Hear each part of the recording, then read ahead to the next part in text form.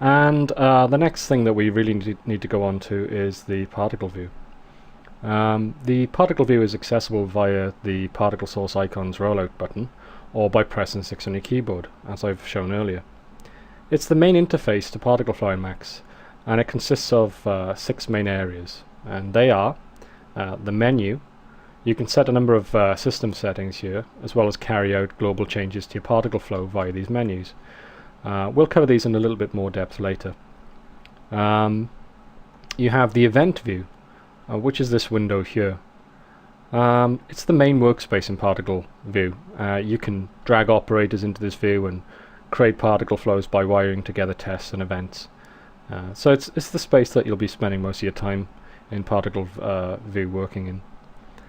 Below that you have the depot, and this is where presets and particle operators and tests can be found. From here they can be dragged into the event view and used to construct flows.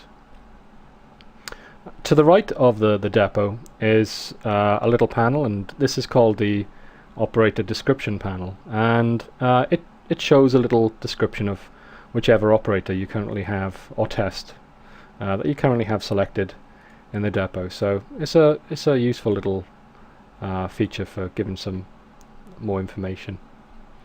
And the final item is, you can see down here you have some icons, and they correspond to display commands, panning, zooming, doing things with basically the view here. So they're therefore navigating around the event view. And those are also replicated in some of the menus as well. You can see the same tools are actually replicated here. Okay, so let's talk a little bit more about the depot. As I've said before, the depot is the window in Particle Flow where all of the potential actions are stored. The window can be resized to make most of the current screen layout. So I'll just show you that. You can actually make the window as different size, and then you can grab this divider here, and that will actually give different space values to the depot window. So you can resize it to make it whichever size you really want it to be. And you can think of the actions as your basic building blocks for flows. You can come here for the raw materials really that make up the flows that you're building.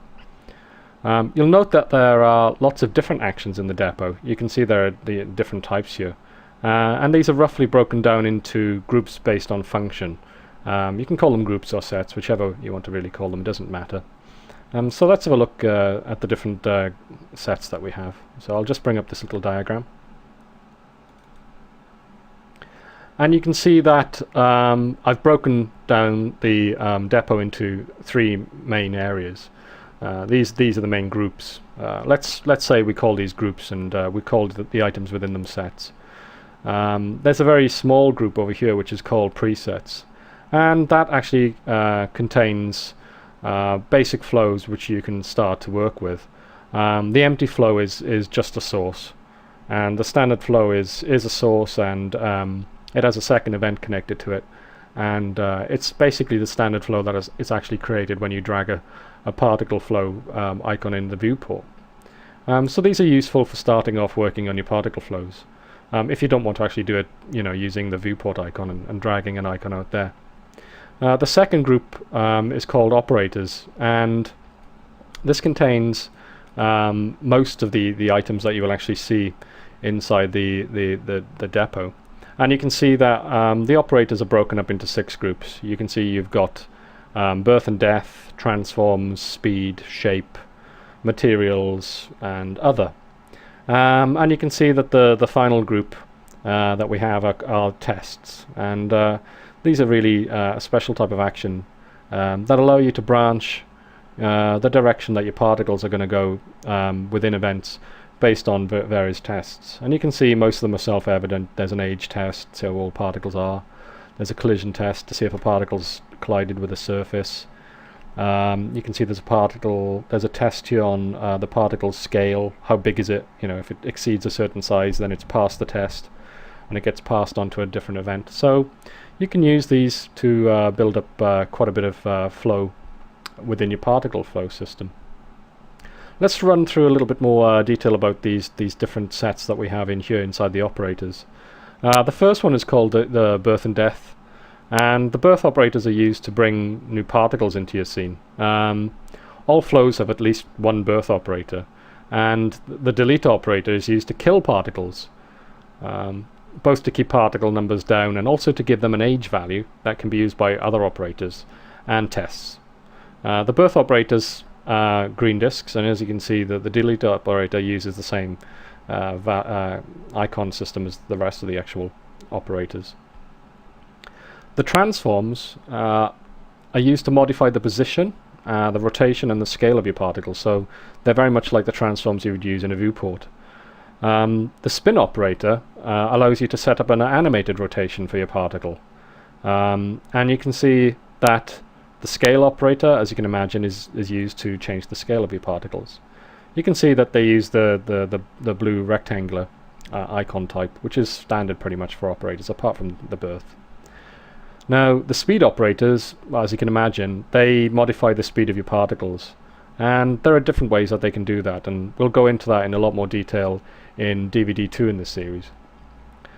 The shape operators, they change the geometry that is used by your particles at render time, and you can use very basic geometry like tiny spheres, low polygon spheres, or you can work all the way up to using shape instance. With that you can use instance hierarchies of objects and animated characters, so you can actually produce very complex particle shapes to be rendered at render time. The material set, this is basically a corresponding set with the shape set, and what this does is this applies textures to your particles. So there are different options for how these textures are applied, and you can see there's one particular operator within the material set called mapping, and with that you can basically do particle driven mapping, so there's quite a bit of flexibility there. And the final set is called other. It's called other because the operators within it don't really fall into a neat set like the others do. They have various types of function that the operators within here, but none of them really follow a particular trend in what they do. So this doesn't mean that they're not important. Some of the most important operators are actually in the set. It's just that sometimes their operation is very esoteric, and therefore they don't really set in with other operators so well into a set. So you can think of this as a sort of miscellaneous set really, and you can see it contains the cache operator, display operator, notes operator, the render operator, script operator, and force. So it's it's a kind of miscellaneous set there. And as I said earlier, another type of operator really is the tests. But we talk about actions in particle flow. Operators, tests, and presets, they're all actions, but the operators and the tests, they make up the main meat of the actions. And as I said, the two subtypes are operators and tests. They're the two main things that you will worry about when you're working with flows. And the tests are a second type of action, and this group has tests that will cover a wide range of circumstances, as I've just said, and you can use tests to check whether particles are spawning, and when they, whether they've collided, and you can have a simple collision, or you could say when particles have collided, they will spawn new particles. Actually, spawning particles is treated as a test, and as that's something that we'll actually come to in I think it's DVD 4 in the series. We talk about spawning, and we basically talk about tests and how they work.